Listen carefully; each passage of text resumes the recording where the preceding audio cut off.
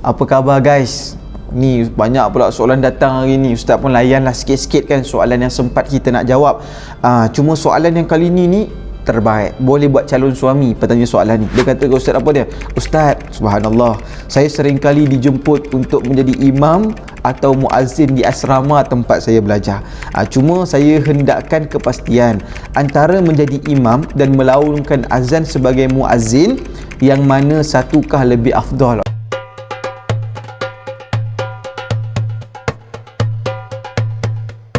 Ini hebat ni. Dia ada dua offer. Dia satu offer nak jadi imam dan dia ada satu lagi pilihan untuk jadi Bilal. Cumanya mungkin sebab suara dia sedap. Lepas tu dia tanya, Ustaz, apakah dan keadaan manakah yang terlebih baik dalam pemilihan saya ni? Baik, pertamanya sebenarnya apa-apa sahaja aktiviti yang kita manfaatkan tubuh badan kita di jalan agama Allah Subhanahu Wa Taala, itulah yang terbaik. Itu permulanya. Kalau kita pandai untuk bercakap, kalaulah kita pandai berkenaan dengan teknologi, buat teknologi. Kalaulah kita pandai untuk mengukir seni bina Islam, mengukirlah seni bina Islam. Kalau kita hebat dalam undang-undang, kita pertahankan undang-undang dengan cara ideologi pemikiran Islam. Cumanya kalau suara kita sedap ni, nak pilih mana satu yang lebih baik, pahala mana yang paling banyak Ustaz? Pahala jadi imam ke pahala jadi Bilal? Cuma dalam Al-Quran sebut kepada kita, a'udzubillahi minasyaitonirrajim, wa man ahsanu qawlan mimman da'a ila Allah wa 'amila salihan. Sebutkan kepada kita, dan tidak ada yang lebih baik perkataannya daripada orang yang menyeru kepadanya mengesahkan Allah dan melakukan amalan soleh.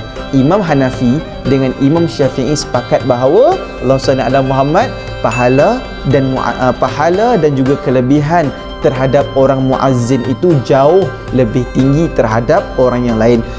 Macam tu juga dengan Aisyah radhiyallahu anha. Salah satu riwayat sebut kepada kita, kalaulah satu orang itu tahu macam mana pahala kalau orang datang awal-awal sembahyang dekat saf pertama tu kan, dan juga menjadi Bilal, nescaya semua orang akan berebut-rebut untuk mendapat ruang melakukan ibadah kepada Allah Subhanahu Wa Taala. Tapi ingat muazzin yang boleh jadi tukang azan hanya lelaki sahaja.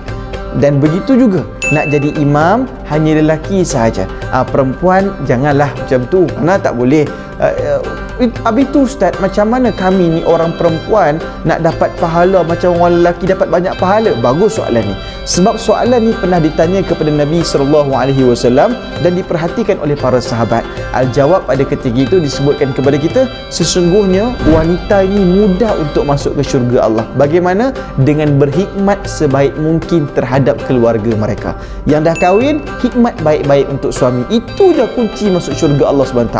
Dan yang belum berkahwin, hikmat baik-baik dekat orang tua kita. InsyaAllah Tuhan beri keberkatan kepada kita. Jadi mudah-mudahan lelaki ke atau perempuan ke, semua orang masih boleh berbuat baik. Cuma untuk lelaki, jika ada pilihan imam dan juga muazzin, memang muazzin itu perkara yang paling banyak afdal. Tapi kalau Ustaz tengok dalam kitab Syekh Fahmi Zamzam Al-Banjari, dia kata apa? Akan ada suatu zaman di akhir zaman banyak tempat yang tiada imam. Bila macam ni, bila Ustaz baca hadis dan Ustaz tengok kawan-kawan ramai juga bagi tahu, mungkin kita di bandar di Kuala Lumpur ni banyak imam, kadang-kadang satu tempat 4 ataupun 5 imam.